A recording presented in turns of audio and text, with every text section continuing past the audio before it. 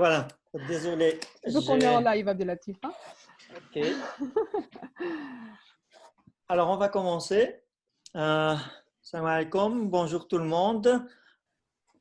Nous sommes aujourd'hui de nouveau avec vous grâce à ce webinaire au live organisé par l'ASBL Team, que je remercie vivement pour ces activités dont l'objectif est double.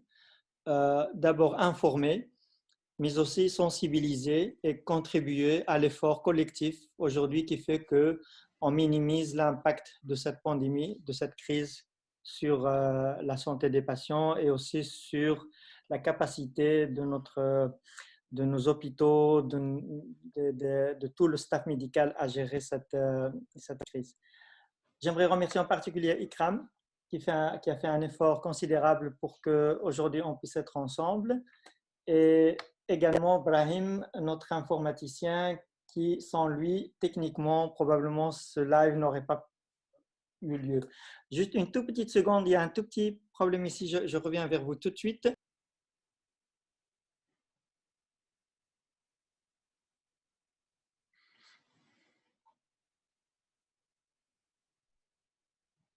Voilà, je m'excuse, c'est les aléas du live. J'ai dû demander à quelqu'un d'aller chercher le chargeur de mon mobile que j'ai oublié parce que sans cela, il y a un risque d'interruption en plein milieu. Alors, j'aimerais également remercier très vivement Dr Thomas Orban, qui a accepté d'être avec nous aujourd'hui malgré ses occupations, malgré que c'est quelqu'un, je vais le laisser présenter, vous allez voir, c'est quelqu'un d'extrêmement occupé, mais dans ma petite expérience de la vie, quand on demande à des gens très occupés, ils arrivent toujours à trouver un peu de temps pour encore qu'on l'occupe un petit peu. Voilà, donc merci beaucoup, Dr Orban. Alors, ça va se passer comme suit. Je laisserai Dr Orban se présenter. Je vais moi-même brièvement me présenter. On va vous donner rapidement notre appréciation de la situation actuelle. Et puis après, on passera aux questions, que j'espère nombreuses. Donc, on répondra à vos questions dans la mesure de nos connaissances des réponses. Moi, personnellement, et j'en suis sûr, Dr Orban, lorsqu'il y aura des questions pour lesquelles on n'a pas de réponse précise, on vous dira qu'on n'a pas de réponse précise, on vous donnera l'information qu'on a. Donc, voilà. Alors, on passe donc à la présentation par Dr Orban. Je vous cède la Oui, parole. bonjour à tous et bonjour Abdelatif, rebonjour. Merci à la SBL Team de m'avoir invité ce soir, ce que j'ai accepté avec beaucoup de plaisir parce que je pense que c'est important de communiquer de manière efficace et compréhensible ce qu'on sait par rapport à ce type de sujet, en particulier le sujet du Covid-19 qui nous a tous touchés de près ou de loin, mais souvent de près. Je suis généraliste, je suis médecin généraliste, je travaille dans un cabinet où on est plusieurs médecins, il y a aussi une psychologue, un psychothérapeute, une secrétaire, et je travaille sur les communes d'Ixelles et d'Uccle. Je passe beaucoup de temps à faire ça, à soigner les gens, et en même temps, je m'occupe d'une société scientifique qui s'appelle la Société scientifique de médecine générale, et qui a pour objectif de s'occuper de la formation continue des médecins généralistes, c'est-à-dire ce qu'ils doivent encore apprendre après être sortis de l'UNIF, c'est-à-dire encore beaucoup de choses. Et puis, je suis aussi le président du Collège de médecine générale, c'est-à-dire la coupole qui réunit l'ensemble de tous les généralistes francophones de Belgique. Et à ce titre-là, nous avons été très actifs dans cette crise. Voilà pour qui je suis. Merci beaucoup, Dr Orban. Je suis sûr que vous avez beaucoup de choses très intéressantes et d'informations de sources de quelqu'un qui est en première ligne pour répondre aux questions de nous, donc, auditeurs. Voilà, moi rapidement, donc c'est Abdelatif El-Wahabi. Donc moi je ne suis pas médecin, j'ai fait un master et un doctorat en biologie, en sciences biomédicales en particulier. J'ai fait de la recherche académique à l'Université libre de Bruxelles et à l'Université de Pittsburgh entre 97, donc 97 jusqu'à 2004. Et puis depuis 2005, je travaille comme chercheur, comme directeur de recherche au sein de l'industrie pharmaceutique. Donc, j'ai fait de la recherche dans le domaine des vaccins jusqu'à 2016 au sein de la société GlaxoSmithKline. Et voilà, depuis 2018, je suis donc dans une autre société aussi qui fabrique, qui développe, qui fabrique des produits de santé. Je précise qu'aujourd'hui, je vais parler en mon nom propre. Je ne représente aucune de ces deux sociétés pour lesquelles j'ai travaillé ou je travaille. Donc, c'est un effort individuel par curiosité scientifique parce qu'on est tous concernés. Pour connaître ce virus, les traitements qu'on a essayé de développer, je vais essayer d'être très précis, qu'on a essayé de développer, et les vaccins qui sont toujours en cours de développement. Alors, voilà pour ce qui est de ma part. Je vais voir s'il y a déjà des questions qui arrivent. Peut-être une petite aide, Brahim. Je dois cliquer sur, parce que le live, je le vois devant moi, mais je ne sais pas, est-ce qu'il n'y a pas de questions? Est-ce que c'est moi qui ne sais pas comment? Alors, normalement, il y a un petit commentaire en bas. Il y a un mot commentaire, tu cliques dessus, soit ça ouvre une page, soit tu sais qu'il n'y a pas encore de commentaire. À ce que je vois, moi, pour l'instant, il n'y a pas encore de commentaire. Ok, donc c'est le... Oui, on voit une petite comment, c'est ça. Moi, je l'ai en anglais, donc les commentaires. Bien ça. Ok, il n'y a toujours pas de questions. Donc, ce qu'on peut peut-être faire, je vous demanderai, docteur Orban, peut-être Sinon, moi, j'ai une de... question. Pardon? J'ai une petite question. Donc, les gens ne m'entendent pas. Donc là, c'est direct, tu vas devoir la répéter. Peut-être faire un peu le clean-up des infos ou intox qu'on a sur les différents médias, sur les réseaux sociaux, par rapport à l'état d'avancement. Est-ce qu'on a vraiment peur d'une deuxième vague ou est-ce que cette histoire de deuxième vague est un peu atténuée avec le fait qu'on se sent un peu plus confiant et qu'on sorte et qu'on fasse en quelque sorte attention? Est-ce qu'on a vraiment un risque de deuxième vague importante? Oui, c'est probablement une des questions que beaucoup de gens se posent aujourd'hui, en effet. Il va falloir la répéter parce que les gens ne m'entendent pas. D'accord, ok. Donc, nous avons une première question qui est aujourd'hui, quels sont les risques qu'il y ait une deuxième vague? Une deuxième vague, donc, de remontée des infections, des hospitalisations, alors que nous sommes clairement dans une phase descendante. Certains pays sont arrivés presque au plancher, mais peut-être la Belgique, on n'y est pas loin. Et donc, quel est le risque que ça remonte de nouveau? Je vais peut-être laisser Dr Ormond commenter ce risque-là par rapport aussi à la position des autorités ou de santé, et puis je peux enchaîner par rapport à certaines informations de la littérature scientifique.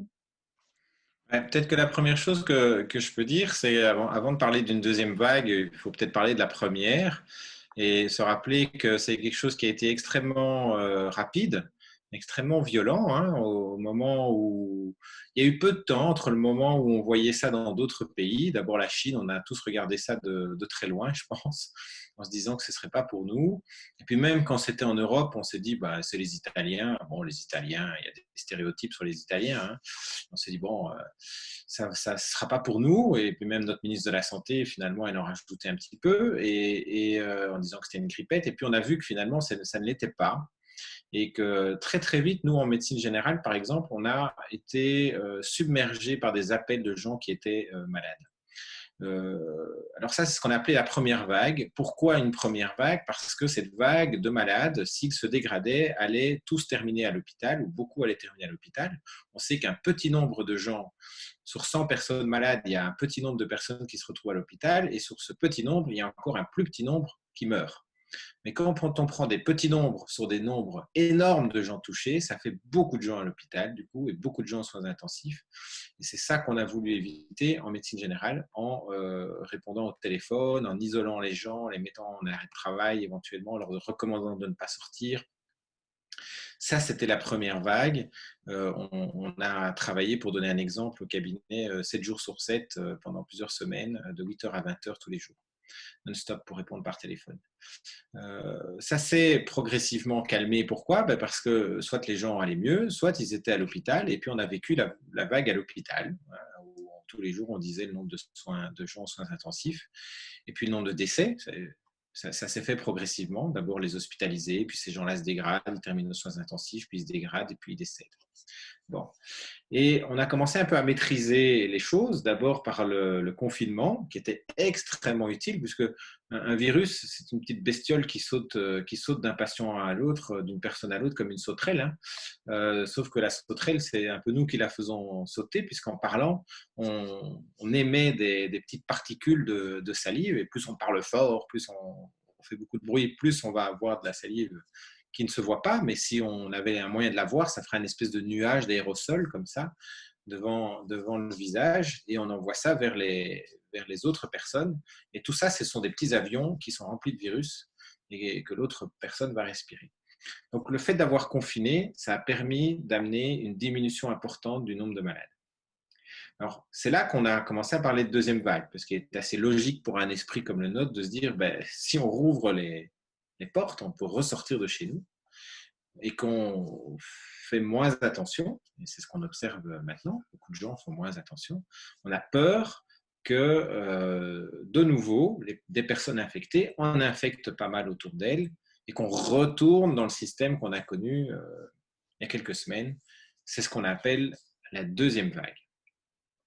Alors, ce n'est pas ce qu'on observe pour l'instant. Les chiffres sont bien meilleurs que ceux qu'on espérait. Il y a peu de gens qui rentrent à l'hôpital chaque jour, puisque ça, c'est un indicateur performant et efficace pour se rendre compte de ce qu'il se passe au niveau des malades. Les décès, ça vient bien plus tard, mais les gens qui rentrent à l'hôpital, ça veut dire que ce sont des gens qui sont malades maintenant et qui vont pas bien, suffisamment pas bien que pour être envoyés à l'hôpital. Mais il y en a très peu qui rentrent chaque jour à l'hôpital. Il y a des cas positifs, il y en a toujours, mais c'est normal puisqu'on teste beaucoup quand même, beaucoup plus qu'au début. On avait un problème de pénurie, de manque de tests. Et donc, on n'observe pas cette deuxième vague. Je dirais on ne l'observe pas malgré le fait que finalement, beaucoup de gens ne jouent pas le jeu. Donc, la deuxième vague, c'est un peu la responsabilité de tout un chacun, c'est-à-dire de vous et moi. Si je ne fais pas attention à la manière dont je me comporte quand je sors, si quand je suis en public et qu'il y a du monde autour de moi, je n'ai pas de masque et que je suis malade, je vais infecter des gens. Et ce qu'on voit dans la rue aujourd'hui, un peu partout, c'est qu'il y a beaucoup de gens sans masque, il y a beaucoup de gens qui ne font pas attention, il y a beaucoup de gens qui se rencontrent les uns les autres alors que ça devrait être encore limité. Et malgré ça, ça ne se passe pas trop mal. Donc, il y a des éléments inconnus à l'heure actuelle qui permettent pas, ça ne permet pas de comprendre ce qui se passe, mais ça va mieux que prévu. Alors, ça a un effet positif et un effet négatif. L'effet positif, c'est tant mieux, on peut revivre. Ça se passe mieux, on a un peu moins peur, on est moins stressé, même s'il y a beaucoup de gens qui restent stressés. On pourra parler peut-être tantôt des impacts psychologiques du Covid sur nos vies. Mais globalement, il y a toute une série de gens qui se sentent un peu soulagés de voir que ça va bien. Et l'effet négatif, c'est que l'être humain, il oublie vite. Hein. On n'a pas une mémoire à très très long terme, surtout quand ça va mieux. Et donc, on a oublié un peu déjà ce que c'était. Ceux qui ont vécu des morts, des décès dans leur famille n'oublieront probablement pas si vite. Mais l'oublier, ça veut dire qu'on prend des risques et qu'on va de nouveau infecter d'autres gens. Alors, peut-être qu'en été, ça va bien, mais une des peurs, c'est que ça arrive de nouveau en automne. C'est peut-être un virus saisonnier finalement. C'est ça un peu le risque de la deuxième vague aussi. Tout à fait. Merci beaucoup pour ces précisions, Dr. Orban. Très, très rapidement, si je peux rajouter quelque chose. En effet, il y a beaucoup de questions qui restent encore en suspens pour lesquelles on n'a pas de réponses très précises aujourd'hui. C'est vrai qu'on a beaucoup de pays ont été surpris. Peut-être, c'est toujours facile a posteriori de critiquer, mais ici, ce n'est pas l'objectif, mais on a un peu sous-estimé probablement pour des raisons historiques aussi, parce que le SARS-CoV-1 de 2003, c'est finalement limité à 3 pays qui étaient la Chine, la Corée du Sud et le Canada, et probablement que historiquement, ces débats, ce sera peut-être la même chose. Ce virus est extrêmement infectieux. Son R0 aujourd'hui, c'est-à-dire la capacité d'une personne à infecter d'autres personnes, est estimée à peu près à 2,6. C'est très approximatif, mais je crois que c'est une bonne moyenne. Mais c'est un virus qui n'est pas super virulent, dans le sens où le taux de mortalité, le taux de fatalité n'est pas extrêmement élevé. Il est variable, il est très difficile de l'estimer avec précision. Mais ce qui est clair et sûr aujourd'hui, c'est que en effet, on n'est pas encore en face à une deuxième vague. On est en train de terminer une première vague. J'appellerai juste à la prudence parce que les mesures de déconfinement n'ont pas commencé il y a si longtemps que cela. Et on sait qu'il y a toujours un décalage entre la présence d'un nombre suffisant de personnes infectées et la remontée exponentielle. Il y a à peu près 2-3 semaines jusqu'à 4 semaines en fonction des habitudes des gens, en fonction des mesures de confinement. Et le respect de ces mesures de confinement, le relâchement ne va pas impliquer forcément l'apparition d'une deuxième vague immédiate potentielle. Une deuxième vague potentielle, je n'aimerais pas faire ici de peur aux gens et vraiment être alarmiste de manière disproportionnée, mais on sait qu'il y a un décalage entre la contamination des gens et le fait qu'il y a une remontée exponentielle. À contrario, je rajouterais un truc qui est le vécu du terrain. Si on se remet à fin février, un retour des vacances de carnaval, dans les cabinets, on a senti très vite l'augmentation du nombre de cas et des coups de fil et des appels pour des gens qui étaient malades, très très vite. Et donc, on a décidé au Collège de médecine générale de faire un lockdown avant le lockdown, puisqu'on a fait ça le 8 mars. Alors que, pourquoi? Parce qu'en fait, on leur avait suggéré de le faire et ils l'ont refusé, ils l'ont fait que le 13. On a donc perdu une semaine. Mais nous, on était convaincus qu'il fallait le faire et on a travaillé téléphoniquement et et isolé les gens dès qu'on pouvait quand ils étaient malades, parce qu'on sentait ça très très fort en 15 jours de temps. Or ici, ça a commencé le 4 mai et c'est le calme plat. Au niveau des cabinets, les généralistes disent, voilà, on a de temps en temps un appel, on fait tester des gens, mais on a peu de cas positifs. Donc, il y a vraiment un décalage. Alors, bon, bien sûr, je n'ai pas tous les cabinets du pays qui me font un compte-rendu tous les jours, loin de là, mais je travaille aussi avec des têtes de pont dans différentes régions qui me disent ça reste quand même très calme. Et c'est ça qui est étonnant, c'est qu'on pourrait s'attendre à avoir déjà une augmentation, puisque le 4 mai, ben, c'était déjà il y a 4 semaines, ça fait 4 semaines, et au bout de 4 semaines, et on est quand même d'accord qu'avant le 4 mai, beaucoup de gens se déconfinaient avant l'heure, hein, sans respecter vraiment les mesures qu'ils auraient dû. Donc on devrait voir quelque chose qu'on ne voit pas. Oui, et en particulier, moi je n'habite pas loin de Molenbeek. Je ne sais pas si vous avez des statistiques plus avec une granularité au niveau des communes, mais ici on a l'impression qu'il n'y a strictement rien. Quand on se promène à la chaussée de Gand, il y a une foule de gens dont la majorité ne porte pas de masque. Donc, et ça, c'est arrivé après la fin du Ramadan, je pense, je me rappelle très bien, donc il n'y a pas si longtemps que cela. Donc, espérons, je pense qu'il faut suivre simplement les indications des autorités qui construisent en principe leurs décisions politiques sur base d'experts scientifiques et sur base d'analyses de risques, tenant en compte une série d'éléments qui sont le risque pour la santé, mais également les considérations sociales, le fait que les enfants doivent rentrer à l'école, l'économie, etc. Nous avons déjà une foule de questions qui arrivent ici, donc on va peut-être commencer à… Donc nous avons 2 questions sur le vaccin. Il y a une question… qu'est-ce qui se passe? Pourquoi je ne vois pas… Question… Il y avait 2 questions sur le vaccin, mais bon, ok, je n'arrive plus à la voir, mais je pense… Et où est-ce qu'on en est dans la recherche d'un vaccin et d'un traitement contre le Covid? Oui, Le il y traitement, avait on une va peut-être question en parler précédente. après parce qu'il y a une autre question sur le traitement et sur ce que les généralistes peuvent se prescrire. Mais peut-être que le vaccin, ça c'est bien de dire où on en est pour l'instant. D'accord, ok. Donc, il y avait une question plus précise sur le stade d'essai clinique, mais ça rejoint la même question. Donc, aujourd'hui, nous n'avons toujours pas de vaccin prêt sur le marché, sinon on serait tout à fait tous au courant. Ce qui se passe, c'est qu'il y a énormément d'initiatives, que ce soit au niveau de sociétés pharmaceutiques ou de laboratoires académiques dans le monde entier. Il y a à peu près, l'OMS a recensé 130, si je me rappelle bien, euh, initiatives de lancement de recherche sur le développement d'un vaccin, mais je vais me limiter à celles qui sont les plus avancées, en tout cas celles qui sont maintenant en charnière entre l'expérimentation animale et le développement clinique chez l'homme. Alors, ce qui est peut-être important à dire, c'est qu'aujourd'hui, avant peut-être de parler de vaccin, parce que le vaccin, il va d'abord se baser sur un principe très simple, qui est simplement une réalité scientifique du virus. Est-ce que le virus, quand il infecte, donc le virus naturel sauvage, quand il infecte des gens, est-ce que ces gens développent une immunité? Et lorsque les personnes qui se rétablissent et qui sont la majorité, est-ce que cette immunité est suffisante pour les protéger contre une deuxième infection? C'est la première question qu'il faut se poser avant de parler de développement de vaccin, parce que ça va nous donner une idée précise sur les chances de succès et d'efficacité d'un vaccin.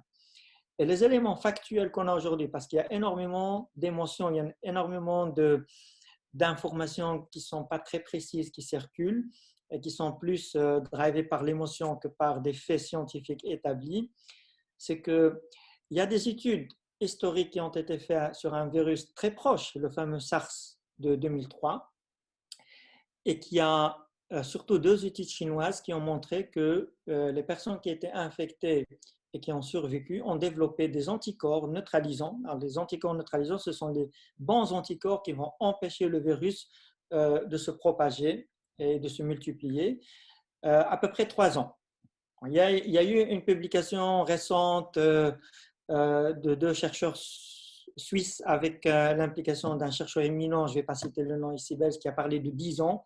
En creusant un peu, c'était une erreur, donc j'ai alerté les auteurs sur cette erreur. Mais l'effet est qu'un virus cousin très proche a conféré une immunité qui était suffisante pour protéger les gens théoriquement, parce que le virus n'est pas réapparu, il n'y a jamais eu de vaccin pendant 3 ans. Donc, par extrapolation, on peut supposer, espérer que le SARS-CoV-2 qui est en face de nous aujourd'hui induit une immunité suffisante pour protéger les gens pendant au moins quelques années. Ce qui va dans le sens de ce fait rassurant est une étude française, d'ailleurs, qui a été exécutée par un labo à Strasbourg qui est dirigé par une virologue d'origine marocaine, donc Samira Kafi, qui a fait beaucoup aussi qui a eu beaucoup d'écho au niveau de la France et même international. Donc, ce labo a analysé les sérins de personnel d'hôpitaux, 160 personnes qui ont développé des symptômes légers, et ils ont pu découvrir que plus que 90%, je pense 95%, après 30 à 40 jours, étaient capables de développer des anticorps neutralisants. Donc, ces anticorps neutralisants ont été testés sur un système qu'on appelle dans notre jargon, je ne vais pas rentrer dans trop de détails, des cellules en culture, où on arrive à démontrer que ces anticorps sont capables de bloquer l'entrée du virus dans ces cellules. C'est un test neutralisant. Et donc, ces résultats-là aussi suggèrent, ne démontrent pas de manière définitive, mais suggèrent que les personnes qui sont infectées, qui se rétablissent, développent une immunité qui pourrait les protéger contre le virus. Combien d'années? On ne le sait pas. Par extrapolation de ce qu'on connaît historiquement du SARS, le cousin du SARS-CoV-2, donc celui de 2003, on peut espérer quelques années. Alors, je reviens très rapidement au vaccin. Je pense que l'avancée la plus significative aujourd'hui, c'est cette société américaine Moderna qui a utilisé une plateforme technologique qui utilise en fait un vaccin génétique, donc de nouveau sans rentrer dans le détail, l'ARN messager. Et cette société n'a toujours aucun produit sur le marché, et aujourd'hui il n'y a aucun vaccin prophylactique sur le marché qui utilise ce principe à base d'ARN messager. C'est-à-dire les patients ne vont pas recevoir un vaccin classique. On prend le pathogène et on va l'inactiver, on va le rendre inoffensif et puis on va l'injecter aux gens, donc aux personnes qui sont en bonne santé, qui ne sont pas infectées, pour qu'ils développent une immunité. On va leur injecter un matériel génétique sous forme d'ARN qui devra rentrer dans les cellules des patients et qui va donner naissance aux motifs viraux qui vont induire par après la réponse immunitaire. Nous sommes en phase 2. La phase 2 a commencé. Les résultats ne sont pas encore complètement publiés, donc je ne peux pas, j'ai entendu, comme vous, des choses dans les médias, notamment la personne, Moncef Slaoui, que Trump a nommé César de la stratégie de vaccination aux US. Cette société est basée aux États-Unis et ils sont en phase 2, c'est-à-dire qu'ils ont dépassé la première phase où on va tester l'innocuité du vaccin sur un nombre réduit de patients, en général 20 à 50, et ils sont passés à une phase où on va regarder on ne va pas dire l'efficacité finale, mais des indices sur l'efficacité du vaccin. Ce qu'on doit savoir, c'est que la recherche clinique des vaccins est rendue complexe par un fait et qu'on ne va pas s'adresser à des gens qui sont malades, on s'adresse lors de ces essais cliniques à des gens qui sont bonne santé, non infectés, et on va attendre que par hasard, par chance, un certain pourcentage est infecté et on va comparer le groupe qui a été vacciné par rapport au groupe qui n'a pas été vacciné. Et donc, pour faire cela correctement, on est obligé de vacciner un très grand nombre de personnes lors des phases 3, beaucoup plus que ce qu'on fait pour les traitements. Donc, ça rend la recherche au niveau du vaccin un peu plus compliquée. Le deuxième stratégie vaccinale est celle de UK, donc un laboratoire à Oxford, qui a plutôt utilisé une stratégie d'un virus inactivé. Et donc là, ils ont montré sur les singes, les chimpanzés, que les singes généraient une bonne réponse immunitaire qui était capable de les protéger contre une infection volontaire. Donc, les singes vaccinés ont été infectés et on s'est rendu compte qu'ils étaient protégés. Ça suppose, ça suggère que ce vaccin sera efficace chez l'homme, mais ça ne le démontre pas de nouveau. Donc, on en est encore loin. Et alors, il y a deux stratégies de vaccination en Chine. Sincèrement, je ne sais pas exactement où ils en sont, mais j'ai revu un peu la littérature au niveau de la Chine il y a à peu près 3-4 semaines. Ils étaient en phase 1. Et donc, voilà. Alors, donc ça, c'est l'état actuel. Très rapidement, si la question est quelles sont les chances qu'on ait un vaccin efficace? Il est très difficile de se prononcer, mais je pense que certaines stratégies, et là c'est un avis personnel, je pense que la stratégie d'un vaccin inactivé a plus de chances. La stratégie d'un vaccin génétique à base d'ARN a ses chances. Les résultats, apparemment, le confort, je ne les ai pas vus, mais je pense que c'est quelque chose de nouveau et chaque fois qu'on est confronté à une nouvelle technologie, il y a toujours le risque qu'on découvre, voilà, qu'on soit surpris.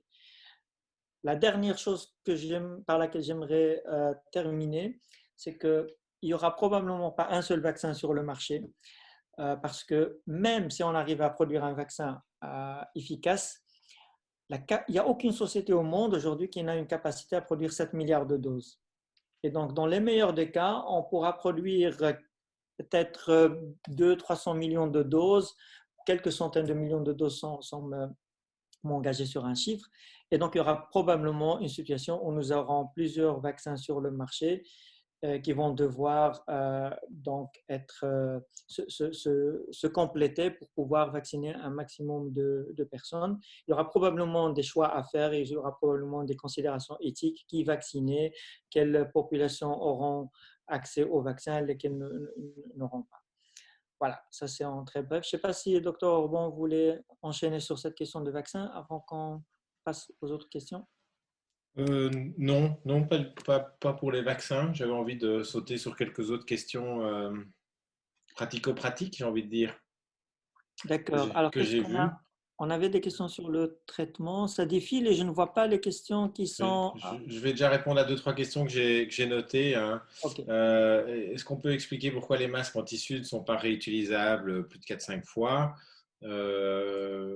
Pour une raison assez simple, c'est que quand on a un masque en tissu, ça doit se laver régulièrement. Et donc, les tissus, les fibres ont tendance à bouger, à se rétrécir et on respire moins bien en fait du coup. Donc les gens vont moins bien les mettre, ils vont faire des aérations pour mieux respirer et c'est pas le but d'un masque. Le but d'un masque, c'est que justement tout soit filtré par le masque. Alors on peut pallier en partie à ça en mettant des filtres dans le masque, si c'est un masque qui contient une poche entre les deux, la partie antérieure et la partie qui est juste sur la bouche, en mettant des filtres, que ce soit des filtres à café, ça peut déjà faire de l'effet, ou de l'essuie-tout par exemple, c'est aussi des choses qui peuvent fonctionner et aider à faire un masque. Une autre question, c'était si je croise quelqu'un au parc mais que la distance qui nous sépare est de moins d'un mètre 50, est-ce que je risque d'attraper le Covid? On dit d'ailleurs la Covid, maintenant c'est Académie française. Il faut rester un certain temps avec quelqu'un à moins d'1,50 m pour risquer de l'attraper. Il y a plusieurs choses pour attraper un virus. D'abord, il faut que la personne qui puisse le transmettre ne se soit pas bien protégée. Donc, quand on met un masque, c'est pour protéger les autres. C'est d'abord un geste de sympathie envers les autres, un masque, et pas envers soi, parce que si on est malade et que je mets un masque, ça ne va rien changer pour ma maladie. Par contre, ça va changer pour ceux que je rencontre. La deuxième chose, c'est que ceux qui ne portent pas de masque, ils vont respirer encore plus facilement le virus que je vais, par exemple, éternuer dans leur figure. Donc, oui, il faut être symptomatique aussi. Si je rencontre quelqu'un qui est porteur du virus, fugacement, donc rapidement au parc, mais qui n'a pas de symptômes, c'est pas aussi dangereux que s'il est dans la file du magasin, je reste à côté de lui pendant 10 minutes, et pendant 10 minutes, il n'arrête pas d'éternuer et de tousser, c'est-à-dire de faire des nuages de petits avions porteurs de virus. J'ai une personne chez moi au cabinet infectée de cette manière-là. Voilà, donc ça c'est plus dangereux. Donc, je dirais que si on croise quelqu'un au parc et que la distance est moins d'1,50 m et que le temps est court, le laps de temps est court, et qu'en plus c'est à l'extérieur, par définition le parc c'est à l'extérieur, c'est beaucoup moins dangereux que, et je vais prendre un cas inverse, je passe un long moment sans aucune protection, proche de quelqu'un qui a des symptômes, dans une pièce fermée, non aérée. C'est bien pour ça qu'aujourd'hui, c'est bien une chose dont on ne parle pas rapidement, ce sera la réouverture des lieux fermés, non aérés, dans lesquels on met beaucoup de gens. C'est par exemple le cas, on en a parlé, je pense aux églises, je ne sais pas, les mosquées par exemple, ça pourrait être pareil, ça ne se rouvre pas si vite, les salles de concert, mais les boîtes de nuit, des choses comme ça ne vont pas se rouvrir très vite parce que c'est par définition des endroits fermés où on va être proches les uns des autres. Alors, j'avais noté aussi une question sur les troubles digestifs. Est-ce que les troubles digestifs pourraient être un symptôme du Covid-19 chez les enfants? Bien entendu, c'est ça qui rend la médecine aussi passionnante, mais aussi difficile parfois. C'est qu'on arrive en été, c'est-à-dire par définition la période où il y a des gastro-entérites. Pourquoi? Parce qu'on a laissé de la nourriture un peu traîner, puis on l'a remise en frigo, la glace chez le glacier n'était pas suffisamment rafraîchie, donc il y a des petits microbes. Enfin bref, vous connaissez tous les gastro-entérites et les diarrhées des mois d'été. Mais la diarrhée, ça peut aussi être un signe du SARS-CoV-2, de la COVID. Et donc, c'est difficile de faire la part des choses. On dit que pour avoir un frottis, en tout cas ce sont les règles belges, pour avoir un frottis dans le nez, la fameuse PCR, pour chercher le virus, il faut 2 symptômes mineurs, dont fait partie par exemple la diarrhée. La diarrhée fait partie des symptômes mineurs, mais aussi la température, le mal de tête, le mal de gorge, l'éternuement par exemple, le nez qui coule, le syndrome grippal, des choses comme ça, la fatigue qui arrive brutalement, c'est des symptômes mineurs. On peut avoir un symptôme majeur, c'est l'occasion de le rappeler, un seul suffit. Si je tousse, par exemple, si j'ai une difficulté à respirer, ça suffit. Ou si j'ai une oppression thoracique, c'est-à-dire j'ai mal à ma poitrine, c'est suffisant. Et puis alors, il y a le fameux signe qu'on a découvert, cette maladie qu'on découvre, qui est la perte d'odorat et de goût, puisque le goût, c'est 90% en fait de l'odorat. La langue travaille grâce au nez. Donc, les troubles digestifs, effectivement, on y fera attention pendant la réouverture des écoles pour voir s'il y a des symptômes de ce type-là, évidemment. Micro. Il faut mettre le micro. Oui, en effet, je désactive mon micro pour ne pas faire du bruit de fond. Mais très rapidement, docteur Orban, donc, en effet, le virus, le récepteur est localisé au niveau des tissus pulmonaires, mais on a démontré scientifiquement que ce même récepteur se trouve aussi sur les cellules de l'intestin. Et on a également mis en évidence la présence du virus dans les excréments de personnes qui étaient infectées 2 à 3 semaines, si je me rappelle bien, après la guérison. Donc, ça veut dire qu'il y a possibilité aussi d'une multiplication au niveau de l'appareil digestif et de symptômes à ce niveau-là. Je vais peut-être vous proposer, parce que les questions commencent à défiler, il y avait une question sur le retour à l'école et puis il y a 2 questions plutôt sur les traitements. Donc, je vais vous laisser, docteur Orban, répondre à la question « Que pensez-vous du retour des enfants à l'école ?» et je vais prendre les 2 questions sur les traitements. D'accord. Je n'ai pas entendu la suite de l'école, mais je suppose que vous me le direz. Donc, les enfants, le retour des enfants à l'école, les pédiatres sont partisans hein, de retour des enfants à l'école. La Société belge de pédiatrie, tant les néerlandophones que les francophones ont pas mal travaillé là-dessus. Bon, il y a plusieurs raisons. D'abord, l'école est quand même en principe un lieu qui offre une sécurité à l'enfant. Physique, mais en principe aussi psychologique. Je sais bien qu'il y a évidemment plein d'exceptions, mais a priori, c'est quand même ça, ce qui n'est pas toujours le cas aussi pour les enfants à la maison. Il y a beaucoup d'enfants qui ont souffert à la fois du confinement, ils ne voyaient plus grand monde, ils étaient seuls, les parents travaillent, il faut s'en occuper. Donc, ils ont vécu quand même des difficultés. Ce n'est pas leur vie normale, et donc ils s'en rendent bien compte. Il est temps qu'ils reviennent à leur vie normale. Ils ont besoin d'interaction, ils ont besoin aussi de stimulation, d'être encadrés. Et sur le plan de la Covid, le consensus actuel est quand même que d'abord, les enfants font peu de symptômes. Il y a eu des cas d'enfants qui ont été atteints gravement. C'est toujours de trop, évidemment, mais on doit voir ces cas-là à l'image d'une pandémie qui a touché des milliers, des millions de gens.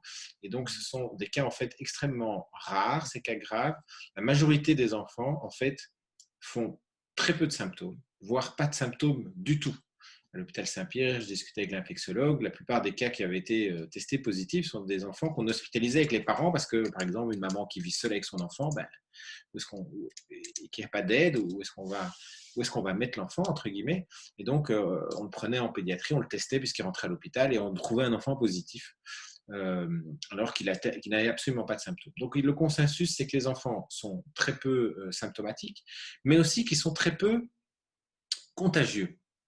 Donc, les enfants sont moins contagieux que les adultes, ce qui est assez logique, puisque pour être contagieux, je l'ai expliqué, il faut avoir des symptômes. Plus on a de symptômes, plus on est malade, plus on a ce qu'on appelle une charge virale importante. Donc, on est un petit peu comme un camion qui transporte des virus. Si on est très malade, on a un camion, c'est un camion Ben qui transporte vraiment énormément de virus. Si on est peu malade, c'est une petite camionnette avec des virus. C'est pas pareil.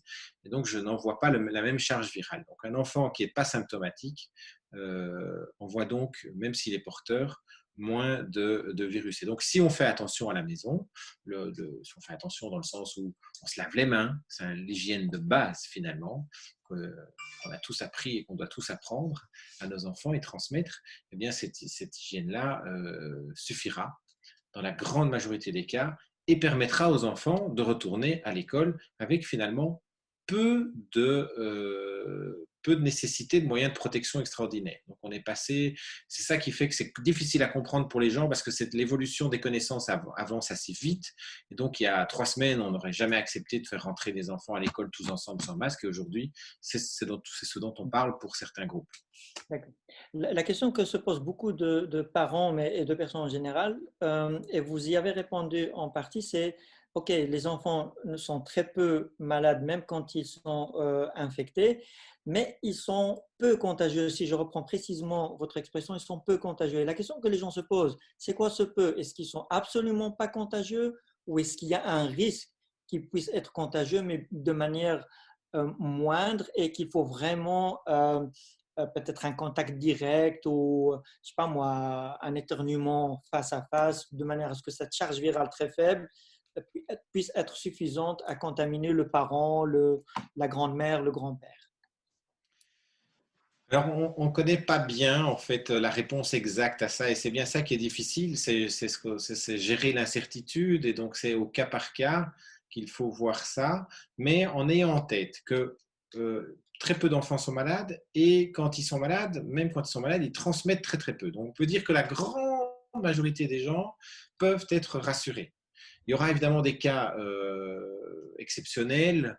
Si on vit dans la famille avec le grand-père et la grand-mère, et que le grand-père il a une maladie pulmonaire, il est obèse, il a 90 ans et il est en mauvais état général, peut-être qu'on ne va pas lui demander de faire des câlins tous les jours à l'enfant qui revient de l'école. Ça me paraît. Je dis souvent que quand on ne sait pas en médecine, il faut utiliser son bon sens. Mhm.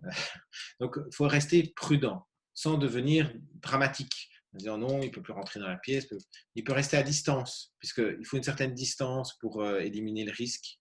Il peut peut-être porter un masque, mais ça n'empêche pas l'enfant de rentrer à l'école. Donc, c'est toujours des balances. Voilà ce qu'on peut dire essentiellement. Donc, il faut tenir compte, je dirais, des situations familiales, des personnes à risque qui y vivent et du risque que représente l'enfant qui est en fait très faible. D'accord.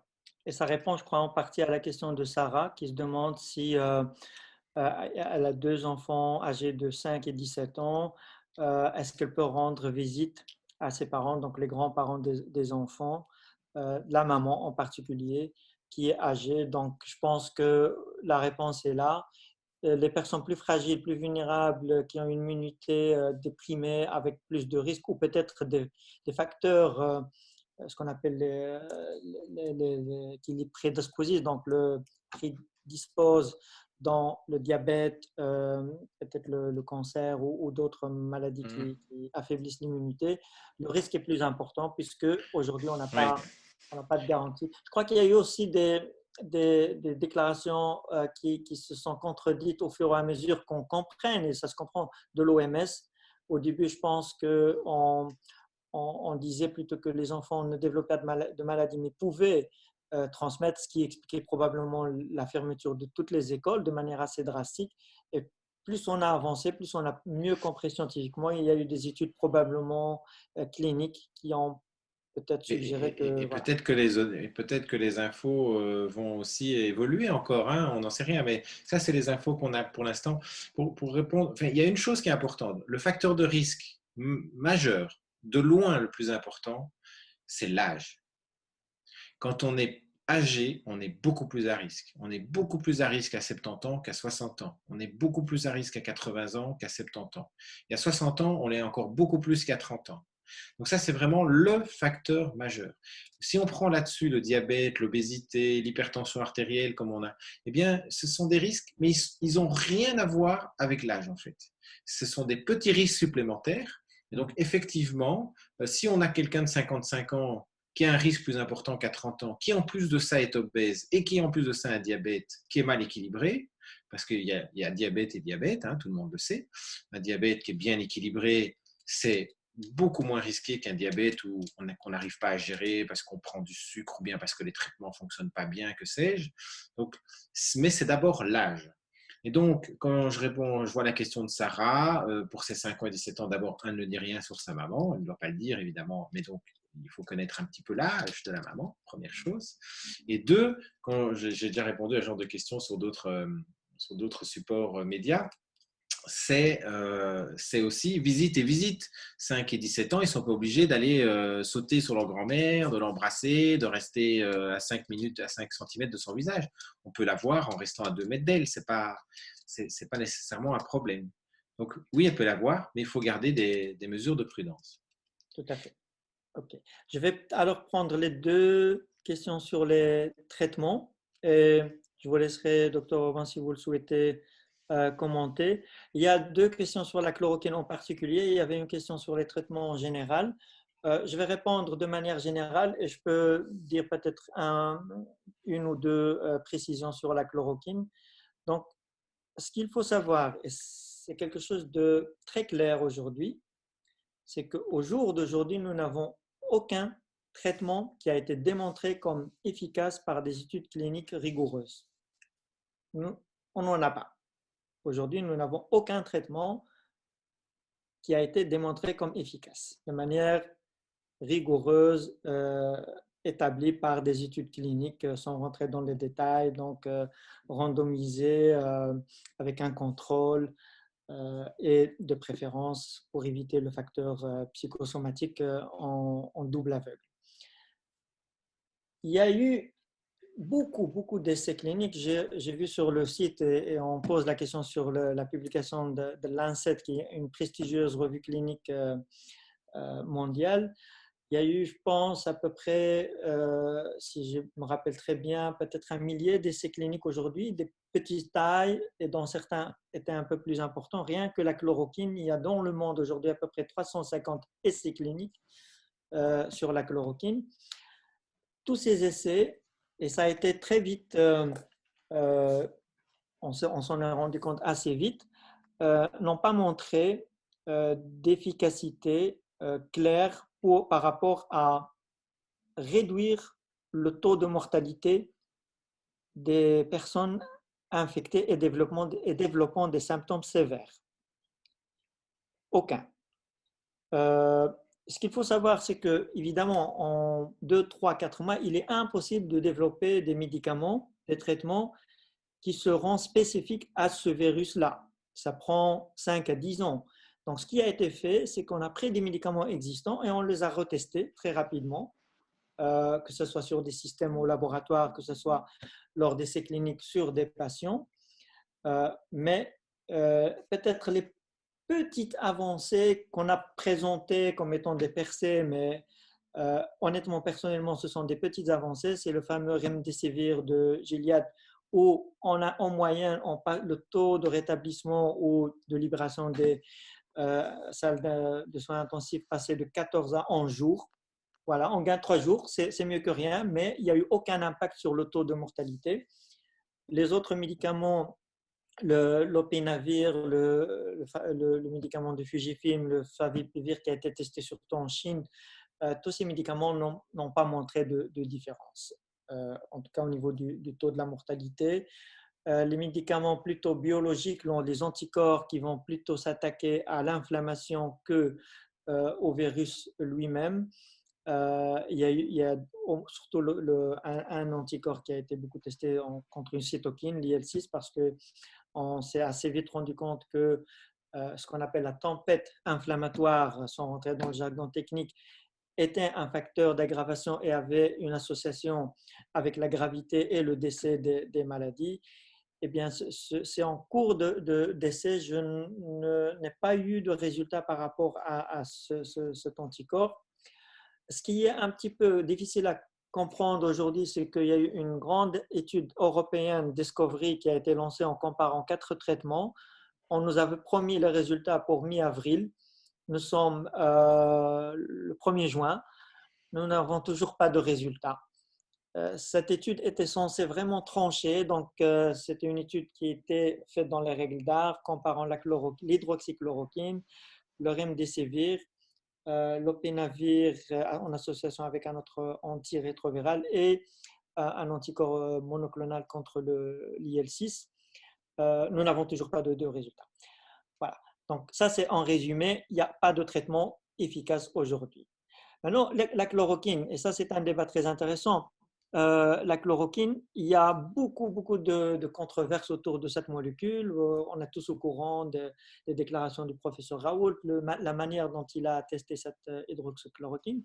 Moi, personnellement, je pense qu'on ne peut pas lui reprocher d'adopter une attitude qui consiste à dire « moi, je ne peux pas rester inactif devant des patients en détresse, je dois les traiter en âme et conscience ». Et donc, voilà, il a fait un choix qui se respecte.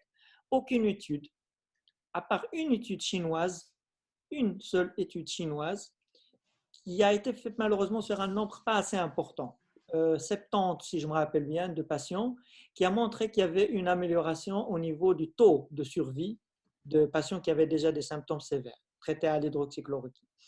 Le grand problème de toutes ces études, c'est qu'il y a énormément de facteurs qui vont impacter le groupe contrôle et aussi traité par d'autres traitements. Le groupe qui reçoit la chloroquine l'est également. L'étude de Lancet qui a été, c'est pas vraiment une étude, donc les auteurs ont été chercher le registre dans les hôpitaux, c'est du big data, de 90 000 patients à travers plusieurs pays dans le monde. En effet, cette étude, quand je l'ai vue, je me suis dit, oi, oi, oi. Voilà, le titre, quand j'ai lu le titre et l'abstract, je me suis dit, aïe, aïe, aïe, ça, c'est la fin de l'hydroxychloroquine, on s'est peut-être trompé. Et les pays qui ont fait des choix de traiter de manière systématique, bah, peut-être que ce n'était pas la bonne décision. Mais quand j'ai plongé dans l'étude et quand surtout les autres scientifiques ont commencé à réagir par rapport à cette étude, il est clair que cette étude souffre d'un certain nombre de biais. Et donc, au jour d'aujourd'hui, de manière très simple, il n'y a aucune démonstration de l'efficacité de l'hydroxychloroquine ou une démonstration du fait que l'hydroxychloroquine met en danger la vie des patients lorsque elle est utilisée dans un environnement hospitalier avec un diagnostic cardiaque, avec un électrocardiogramme pour évaluer le risque et pour exclure les patients qui sont à risque. Quand c'est fait correctement, on ne peut pas dire non plus que l'hydroxychloroquine aggrave la situation, mais on ne peut pas dire non plus qu'elle traite. Voilà. Pour moi, ça c'est le point de vue qui est très factuel, basé sur un avis factuel, scientifique. Maintenant, les impressions, les opinions des uns et des autres, vous trouverez toujours certains qui vont dans un sens ou dans l'autre. Est-ce que vous voulez rajouter quelque chose, docteur Orban? Oui, plusieurs choses. L'étude Discovery, par exemple, je pense qu'elle a rencontré des problèmes parce que dans son organisation, elle demandait aux centres de recherche, c'est-à-dire souvent des hôpitaux, à la fois la responsabilité de ce qui arrivait aux patients avec l'hydroxychloroquine, mais aussi les aspects financiers. C'était eux qui devaient supporter ça. Donc, ça n'a pas été facile. Et certains centres, en particulier en Belgique, se sont tout à fait, je pense que la Belgique s'est complètement même retirée de Discovery. Ça, c'est un détail. Mais donc, c'est surtout dans sa manière d'avoir géré les choses que Discovery, un petit peu comme si c'était tiré eux-mêmes une balle dans le pied. Est-ce qu'on est autorisé à le prescrire, hein? En Belgique, l'hydroxychloroquine est d'abord une autorisation, ce qu'on appelle off-label, c'est-à-dire qu'un médicament, quand il peut être prescrit par un médecin, ça veut dire qu'il y a une indication officielle. Je vous donne ce médicament pour cette maladie-là et ça fait partie de la reconnaissance par les autorités que l'on peut faire ça. Quand on est off-label, ça veut dire qu'on donne un médicament qui n'est pas dans les recommandations ou dans les indications reconnues officiellement par les autorités. Donc, c'est sa première chose. L'hydroxychloroquine, c'est du off-label. Quand on fait du off-label, c'est le médecin lui-même qui engage sa propre responsabilité et ça peut évidemment lui être retourné contre lui en disant mais vous avez prescrit dans un truc qu'on ne connaît pas. Et c'est vrai que si on connaît bien l'hydroxychloroquine, parce que ça on doit dire, on connaît bien l'hydroxychloroquine, mais ce qu'on ne connaît pas bien, c'est l'association hydroxychloroquine plus la Covid. Ça on ne connaît pas bien du tout. Donc on ne sait pas très bien ce que ça peut donner. La preuve, pour l'instant, on ne sait toujours pas ce que ça donne. Vous voulez Donc, dire l'association hydroxychloroquine-azithromycine ou bien non, le fait de donner cette Oui, médication-là dans cette maladie-là, ça, on ne connaît pas du tout. On exact. la connaît bien pour d'autres maladies, et ça a été bien étudié, mais en fait, quand on étudie un médicament, on n'étudie pas un médicament, on étudie un médicament qui agit dans un contexte particulier. Et ce contexte particulier, cette association du contexte et du médicament, ça, par contre, on ne la connaît pas à l'heure actuelle. Donc, elle a été interdite quasi de prescription au début de la crise. Elle a été réservée uniquement aux patients qui avaient l'habitude d'en prendre dans des maladies rhumatologiques, comme par exemple du lupus. Ces gens-là pouvaient continuer à l'avoir, mais sinon, un généraliste ne pouvait pas en prescrire à d'autres patients. Donc, ça nous a été retiré, entre guillemets. C'était permis dans les hôpitaux.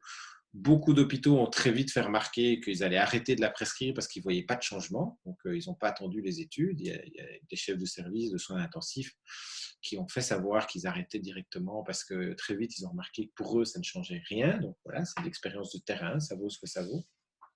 Et aujourd'hui, il y a un warning, c'est-à-dire une attention de l'agence du médicament qui dit non seulement c'est off-label, mais en plus c'est fortement déconseillé. Donc, le médecin qui le prescrit, envers et contre tout, prend des risques qui sont bien plus importants que s'il n'y avait rien qui avait été dit. Donc, on n'a pas toujours besoin d'interdire les choses pour que les gens ne le fassent pas. Il suffit de leur mettre un cadre qui leur fait comprendre que s'ils s'aventurent en dehors, ça risque de mal se passer. Pour l'azithromycine, c'est différent. L'azithromycine est un produit également bien connu. On ne connaît pas plus son usage dans le contexte de la Covid, mais il n'était pas interdit de la prescrire, sauf que les pharmaciens ne pouvaient pas commander plus qu'un montant 50% supérieur à ce qu'ils avaient commandé l'année passée au même moment. Donc, sous-entendu, si vous prescrivez tous de l'azithromycine, le pharmacien va être de toute façon à un moment donné bloqué parce qu'on ne va plus la lui délivrer. On a fait ça pour qu'on ne manque pas de ces médicaments qui servent aussi dans d'autres indications. Donc, à l'heure actuelle, c'est un vrai challenge. Il y a un double challenge. C'est quel est le traitement qu'on pourrait donner aux patients atteints du coronavirus quand ils vont mal. Et puis pour des gens comme moi, comme généraliste, c'est qu'est-ce qu'on pourrait donner comme traitement aux gens dès qu'ils commencent à développer la maladie, qui ne vont pas encore assez mal que pour aller à l'hôpital, qui sont à la maison. Est-ce qu'il y a quelque chose qui pourrait faire en sorte qu'ils n'aillent pas du tout à l'hôpital? Ce serait encore mieux. Mais ça, on ne sait pas.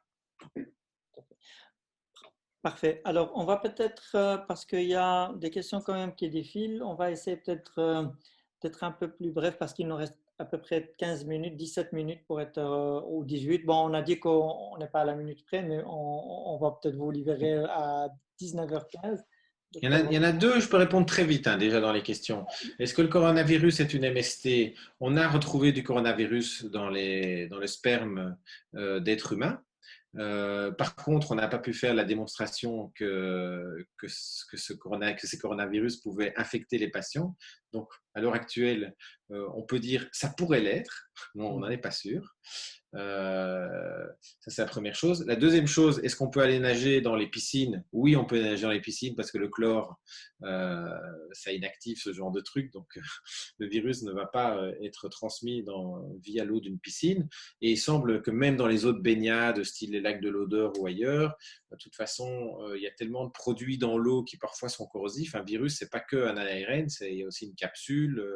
Bref, le virus c'est comme si on trouvait le squelette du virus, mais qu'il n'était pas vivant, quoi. Donc, le risque est faible, voire inexistant, en fait. Il y a une autre question. Est-ce qu'on peut garder des séquelles comme une grosse fatigue après s'être rétabli? Et après, je prendrai des questions de nouveau sur les traitements et le vaccin. Oui, alors il y a une double question. En fait, il y a des gens qui ont donné l'impression de revenir avec des symptômes. Donc, est-ce qu'on peut être malade deux fois? On n'a pas beaucoup de données là-dessus, mais en tout cas, on n'a pas de données montrant de nombreux malades qui auraient été de nouveau malades de manière très importante après avoir guéri la première fois. Donc ça rejoint ce qui avait été dit en tout début de live, c'est-à-dire que le SARS-CoV-1 donnait une immunité de 2-3 ans, ben, celui-ci pourrait donner une immunité au moins de plusieurs mois. Donc refaire la maladie aussi fort ou la refaire tout court, ce n'est pas quelque chose qui semble pour l'instant évident. Par contre, on peut garder des fatigues, voir apparaître d'autres symptômes qu'on n'explique pas bien, qui pourraient être par exemple un dysfonctionnement des systèmes immunitaires. Certains rhumatologues qui sont spécialistes des maladies immunitaires disent qu'il y a peut-être des dysfonctionnements, donc nos petits soldats dans l'organisme ont été complètement désorientés et se mettent à faire des tas de mauvaises choses.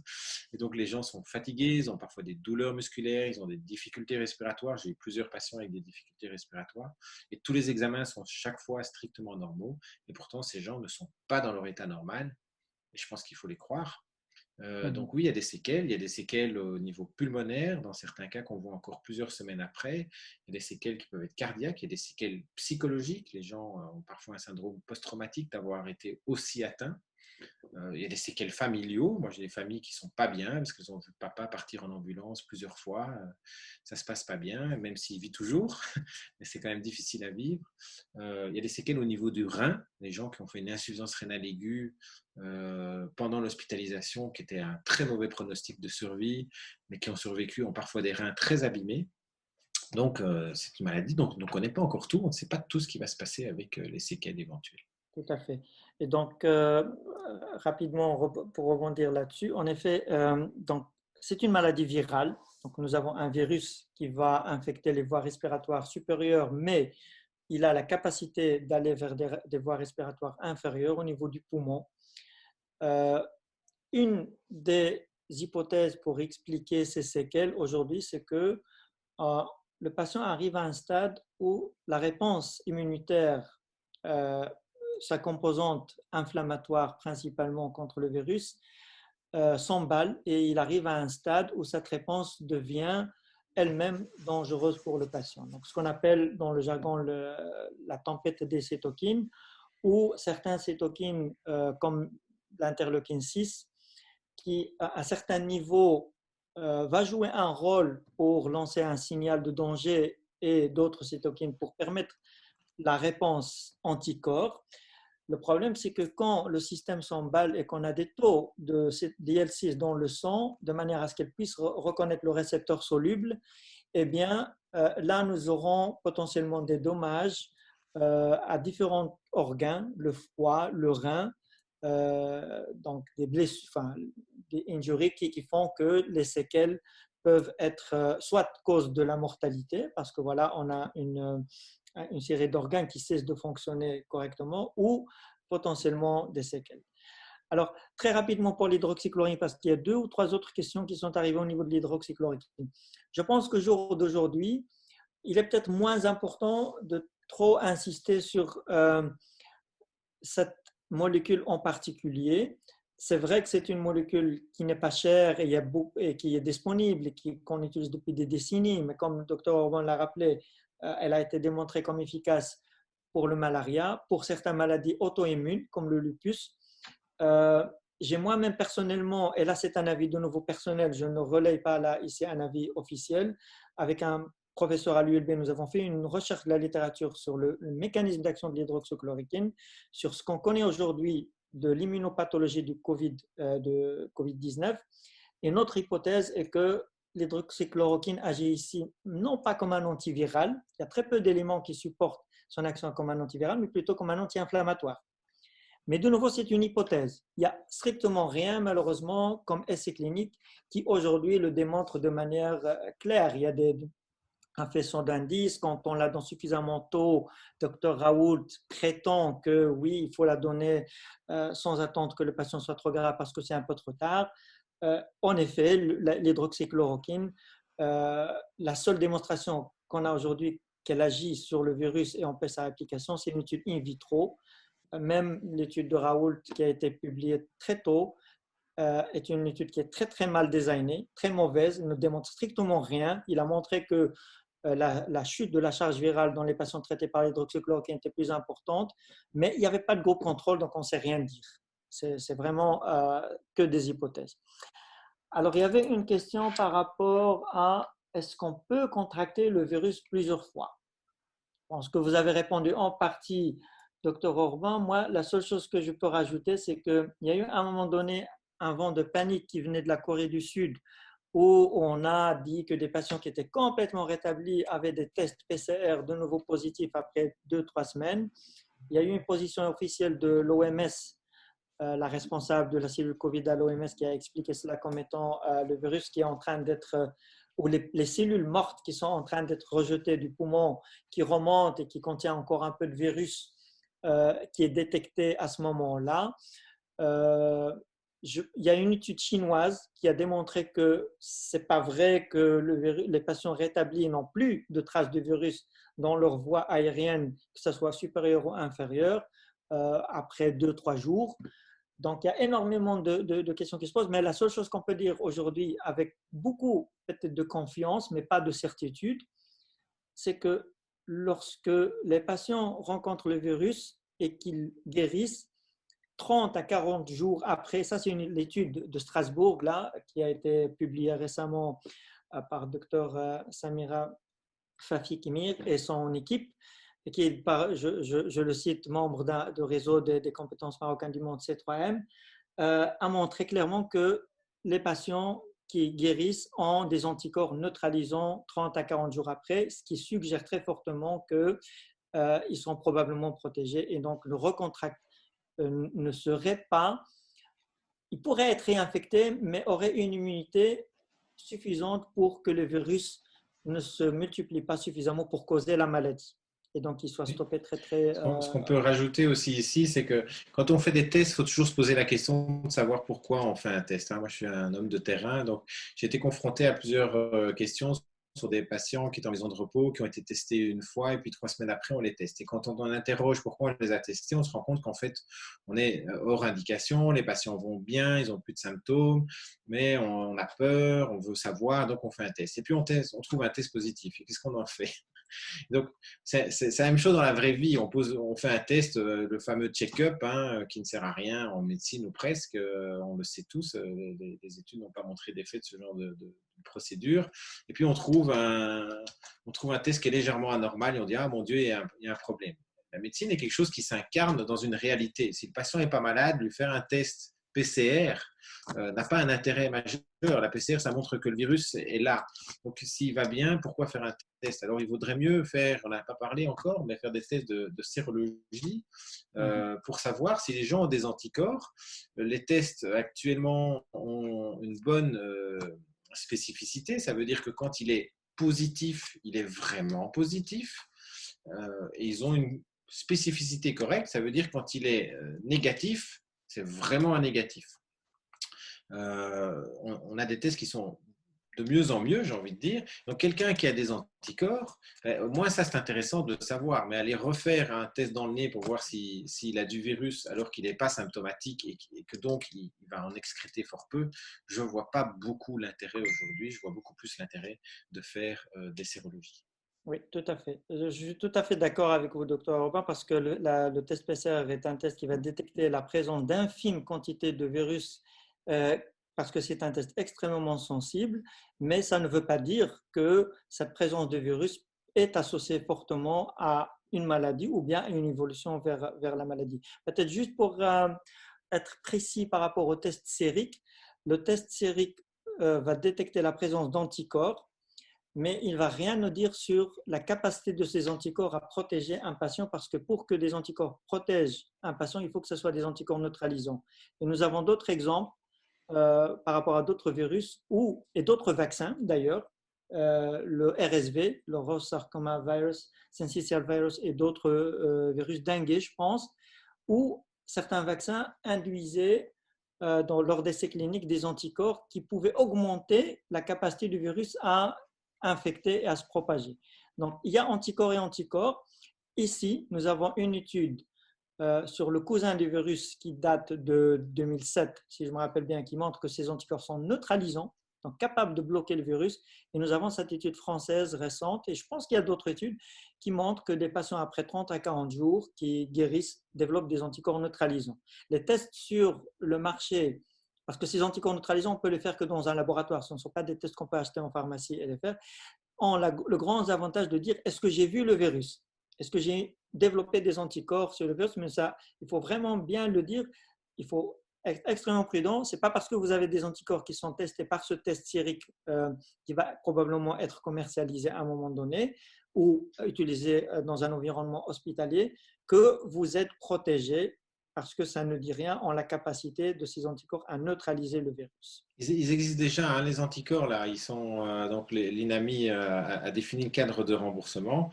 On peut déjà les prescrire dans les laboratoires avec lesquels les généralistes travaillent, toujours, c'est-à-dire ce qu'on appelle des laboratoires privés ou des laboratoires hospitaliers. Ces tests existent déjà, ils sont déjà disponibles et sont remboursés dans 4 indications, dont 3 qui concernent l'ambulatoire et une qui concerne l'hospitalier. Donc, et le patient peut aussi le faire et ne pas être remboursé, il paye de sa poche. À ce moment-là, ça coûtera 9,60 €. Tout ça, ça a déjà été déterminé. Oui. Et donc là, vous parlez bien de tests sériques qui détectent la présence d'anticorps, mais qui ne montrent pas que ces anticorps sont neutralisants. Tout à fait. Et les autotests qu'on pourrait trouver, par exemple, en pharmacie, pour aller faire son petit test, comme on fait un test de grossesse, hein, ça, il reste interdit. Oui, donc c'est dans un environnement laboratoire prescrit par un médecin. Par un médecin, oui. Alors, de plus, il me semble qu'il a été prouvé lorsque diminue la tempête inflammatoire induite par la consumité de l'organisme, on diminue ainsi la charge virale du porteur. Bon, rapidement, je pense qu'il y a une contradiction, parce que la réponse inflammatoire, le lien avec la charge virale, on ne peut pas faire de lien. Ce qui est clair, c'est que l'hydroxychloroquine est un agent anti-inflammatoire. Il est prescrit d'une maladie auto-immune qui a une composante inflammatoire, parce que les gens qui sont atteints de lupus eh bien, il y a une reconnaissance de certains fragments d'ADN, leur propre ADN, et ils vont développer une réponse. Et il y a beaucoup d'études fondamentales qui ont clairement démontré que l'hydroxychloroquine est capable de diminuer un certain nombre de cytokines. Il y a une étude qui a démontré, et malheureusement, je trouve qu'on va un peu trop vite dans l'extrapolation de ces études. Il y a une étude qui a démontré, je crois en 2005 ou 2006, que l'hydroxychloroquine était capable d'interférer avec le récepteur, la fonctionnalité du récepteur qui reconnaît le SARS. Donc, pas le SARS-CoV-2, mais le SARS, le cousin. Et donc, aujourd'hui, il y a à peu près une cinquantaine d'études dans le monde où on est en train d'utiliser l'hydroxychloroquine comme un agent préventif au niveau des équipes hospitalières pour espérer diminuer la chance ou la probabilité que le personnel de santé soit infecté. Je pense qu'il n'y a pas de base, en tout cas ça c'est de nouveau un avis personnel, je trouve qu'il n'y a pas une base scientifique très très forte pour utiliser l'hydroxychloroquine comme un agent prophylactique, parce que c'est de ça qu'il s'agit. Et il y a 50 études dans le monde où on est en train de tester l'hydroxychloroquine à des petites doses de 200 mg par jour plutôt que 400 ou 600. Mais je trouve qu'il n'y a pas beaucoup de science derrière cela. Je voudrais répondre à la question sur les Pays-Bas, ont l'air de s'en être mieux sortis que nous en Belgique. Oui, je dirais l'air ne fait pas toujours la chanson, méfions-nous. Les Belges ont eu mauvaise presse parce qu'ils ont été transparents, je pense, contrairement à d'autres.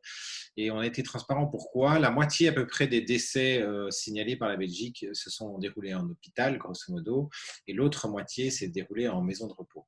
Donc en maison de repos, c'est un certificat de décès fait par le médecin de la maison de repos, ce qu'on appelle un médecin coordinateur, ou par le médecin généraliste. Et beaucoup ont estimé que le Covid était passé par là, ou la Covid était passée par là. Et donc, ça a été répertorié comme des décès Covid. Bon. Il faudra comparer les décès sur des périodes données, toutes causes confondues, dans les différents pays du monde, pour voir finalement quel était le taux de décès par million d'habitants, par exemple, entre février, par exemple, 2020 et décembre 2020, pour se rendre compte de la vraie différence entre les pays. Alors, on joue beaucoup sur ces chiffres-là. J'ai toujours trouvé ça un petit peu stupide parce que ça ne montre pas l'exacte réalité. C'est clair que chez nous, les maisons de repos ont été délaissées au début par manque d'équipement, par manque de stratégie, par manque d'organisation. Et ça reste encore le cas. Il y a des maisons de repos qui sont encore dans des situations difficiles. Alors, est-ce qu'on aurait dû confiner à moitié? Je ne le pense pas. Je pense qu'on a eu des bons chiffres en confinant. Je suis plutôt, comment dire, un promoteur de la prudence. La prudence est la sœur du bon sens.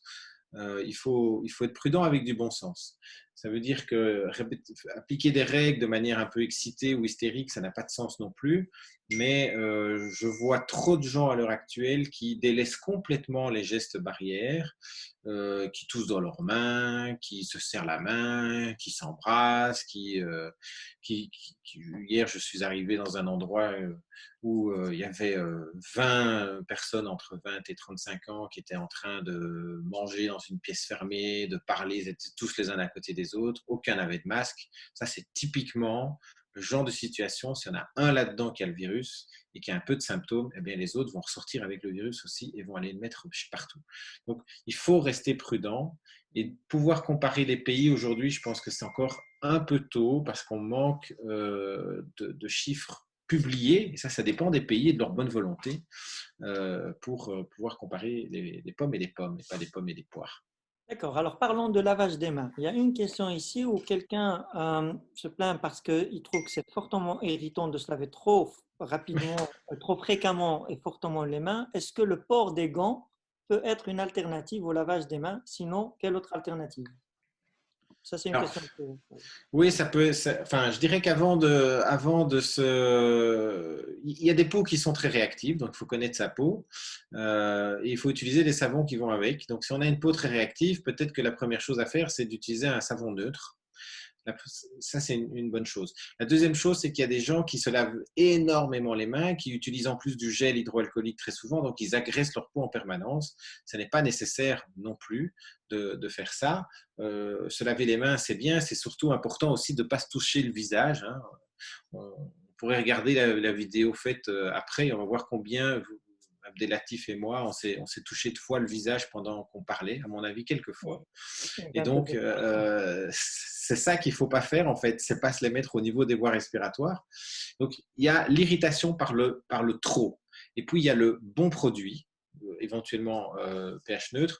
Éventuellement, pour certains patients, mais j'en ai vu très peu, c'est d'utiliser des gants pour protéger leurs mains. Dans tous les autres cas, je dirais le gant ne sert à rien parce qu'il donne une fausse image de sécurité. En fait, les gants, une fois qu'on a touché, c'est des mains. Et alors, on va mettre avec ces gants des virus partout et on se dit, non, j'ai des mains, donc tout va bien. J'ai des gants, donc tout va bien. Mais ce n'est pas vrai. Donc, il faut proscrire le gant, sauf dans très rares cas. Exact. Et rapidement, ce virus, la chance que nous avons, c'est que c'est un virus très fragile, qui est très sensible au savon. Un bon lavage aux mains avec un savon adéquat, évidemment, il faut trouver le savon qui va. Moi, personnellement, j'utilise beaucoup le savon de Marseille, mais je passe beaucoup de temps à me frotter les mains. Je trouve que ça me convient bien. Je me lave, je suis quelqu'un d'assez prudent. Et je me lave, je dirais 50 fois peut-être par jour, mes mains, mais sincèrement, je n'ai vraiment aucun problème. Mais bon, voilà, je n'utilise pas des savons agressifs. Euh, Là, je pense que nous n'avons plus de questions qui arrivent. Je ne sais pas si nous Il y avait une avons… question sur le confinement à 4. Est-ce que ça va évoluer en fait parce que ça n'a pas un sens ça n'a plus beaucoup de sens finalement de rester à 4. Alors, c'est vrai, je pense que ça a été fait pour que les gens comprennent qu'on ne passe pas d'un stade de confinement à un stade de déconfinement sans prudence. Mais c'est vrai que les écoles rouvrent, on parle de rouvrir l'ORECA. Donc, ça va se lever, mais cette phase-là va nécessiter que chacun comprenne bien de garder ses distances physiques, parce que socialement, on a tous besoin les uns des autres, mais de garder ses distances physiques, de se laver les mains, de mettre un masque quand on est hors de chez soi et certainement quand on est en contact avec des gens de manière assez proche, parce qu'il ne suffira pas de dire maintenant on peut voir tout le monde, il faudra faire attention. Et aussi je pense aux familles qui ont très envie de se voir, de se toucher, de s'embrasser, parce qu'on a besoin de toucher dans l'espèce humaine, c'est important. Mais là, il faut faire attention. Si le grand-père a 80 ans, il faudra peut-être éviter de le toucher quand même. Non, c'est très bien. Je pense que ce sont des conseils en or que tout le monde devrait mettre en pratique. Je me rappelle qu'il y avait une autre question que j'avais notée, mais qui a déjà défilé. C'est le vaccin va-t-il éradiquer le Covid? Je ne me rappelle plus qui avait posé la question, mais je l'avais noté. Donc, très rapidement, ce qui va potentiellement se passer, et j'essaie de choisir très précisément mes mots, lorsqu'on aura un vaccin efficace et qu'on aura vacciné suffisamment de personnes, et on estime aujourd'hui, il y a eu des études de simulation par rapport à cette fameuse immunité collective dont on a besoin pour stopper la propagation du virus. On estime que certains parlent de 60%, d'autres vont jusqu'à 75%. Donc, on va prendre des estimations peut-être les plus conservatrices. Il faut qu'il y ait 75% de personnes vaccinées avec une immunité protectrice pour qu'on puisse empêcher le virus de se propager s'il devait revenir et ressurgir. Et donc, oui, c'est ça l'espoir, c'est qu'on a un vaccin efficace, mais qu'on en ait suffisamment pour qu'on puisse avoir 75% de la population vaccinés, protégés. Et les questions qui vont se poser par après sont beaucoup plus des questions d'ordre éthique, parce qu'il y aura des pays qui auront moins accès à ces vaccins, des populations qui auront moins accès à ces vaccins.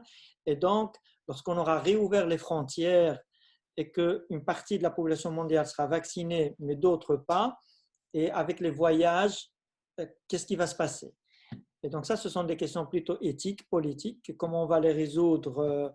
Je pense que l'OMS et la fondation Bill Gates sont un intervenant partiellement pour ce genre de questions, mais ça sera probablement la question qui se posera. Alors, il y a une question sur la capacité du virus à subsister pendant la période estivale. Comment se comportent les autres coronavirus lorsqu'on change de saison? Alors, je ne sais pas si vous avez des lignes de réponse par rapport à cette question. Moi, je peux peut-être citer la grippe, d'autres coronavirus, je ne sais pas Oui, si… mais les coronavirus sont entre autres, certains sont entre autres des virus qui ont donné des rhumes, hein, donc on sait bien que ça peut venir et revenir. Ici, on sent bien, on a beaucoup discuté quand même avec les différents virologues, infectiologues, épidémiologues, puisque je fais partie du RAG, ce fameux groupe qui conseille en partie les autorités. Et donc, on sent bien que c'est une question à laquelle on n'a pas de réponse, c'est de savoir si c'est un virus saisonnier. Et donc, maintenant, on voit qu'il évolue bien, et je disais tout à l'heure, il évolue presque trop bien. Donc, est-ce que la saison joue? Mais dans les pays chauds, il y en a aussi, mais il semble y en avoir moins que chez nous. Donc, on découvre ça et on ne sait pas très, très bien. Pouvoir dire aujourd'hui avec certitude, il va revenir ou il va partir, ça, c'est la question à 5 centimes d'euros. Tout à fait, c'est une question difficile et extrapoler par rapport à d'autres virus, c'est un peu difficile. Vous avez cité le problème des rhumes. Une des familles de virus qui causent les rhumes, ce sont ces fameux rhinovirus, mais pour lesquels il n'y a pas de vaccin. Et le problème, c'est qu'il y en a à peu près 80 sérotypes qui circulent. Et donc, développer des vaccins pour 80 types de virus qui ne cross-réagissent pas n'est pas évident. Je crois que peut-être un élément qui va relativement dans le sens de rassurer que par rapport à la capacité d'un vaccin à apporter une solution si ce virus devait revenir, c'est qu'on a montré qu'il avait une tendance à se modifier, à muter dans le jargon scientifique, qui était assez limitée. Donc, il y a des mutations, et ça, tous les virus, et surtout les virus ARN, sont capables d'en faire, mais ce virus a une machine qui répare ces petites modifications dans son matériel génétique. Et donc, globalement, ce n'est pas un virus qui change trop rapidement, trop vite, comme le virus de la grippe ou comme le virus du sida, qui est peut-être l'extrême des mutations, qui change même au niveau du même individu. Au moment de son infection et quelques mois plus tard, c'est déjà un virus différent qui apparaît dans le même individu. Donc, ce n'est pas le cas ici. Et je crois que c'est une chance que nous avons, Dr. Orban, non? Si ce virus est toujours en train de muter en plus à une fréquence… Je me suis souvent dit que si on avait eu un virus beaucoup plus agressif, on serait pas aussi bien que ce qu'on est maintenant, même si on a pourtant été mal. Hein. Tout à fait. Alors, il est déjà 19h23. Je peut-être pose la question, voilà, je pense que nous allons tout doucement aller vers la clôture. Nous avons une petite question, mais on a déjà répondu par rapport à la deuxième vague au début. Donc, il y aura une vidéo qui sera postée sur le site Facebook de l'ASBL Team, Talented Youth Network. Et vous pouvez avoir la réponse en allant au début de notre intervention. On va peut-être clôturer, Dr. Orban, pour… Mais voilà, on a passé un bon moment ensemble. J'espère qu'on a pu répondre au maximum de questions en transmettant ce qui était sûr et en transmettant aussi toutes les incertitudes. Ça fait aussi partie du rôle de la transmission. Tout à fait. C'était un grand plaisir d'avoir cette conversation scientifique médicale avec vous. Et c'est toujours un plaisir aussi de répondre présent à ces sollicitations pour pouvoir informer dans la mesure de nos possibilités le public. Donc, encore un grand merci à l'ASBL Team qui fait un travail formidable, à Ikram, à Brahim, sans lequel le côté technique nous aurait probablement déjà handicapés parce que d'expérience, c'est Zoom et c'est Facebook, ça tourne très vite à des retards d'une demi-heure à une heure quand on n'a pas d'expert qui gère ça. Merci beaucoup, Brahim. Merci à tous ceux qui ont posé des questions et à très bientôt. Et portez-vous bien, mais surtout, rappelez-vous de ce que Dr. Orban et moi-même avons insisté là-dessus, c'est il faut vraiment suivre les recommandations des autorités de santé et de manière générale, ce n'est pas fini et donc respectez s'il vous plaît les règles de distance, les petits gestes qui font qu'on va contribuer à ce que cette crise va disparaître, espérons-le définitivement. Je vous salue aussi, je vous souhaite une bonne soirée et je dis souvent, prenez soin de vous et prenez soin des autres parce que quand les autres vont bien, nous allons bien aussi. Tout à fait. Merci beaucoup et à bientôt. Au revoir. Au revoir.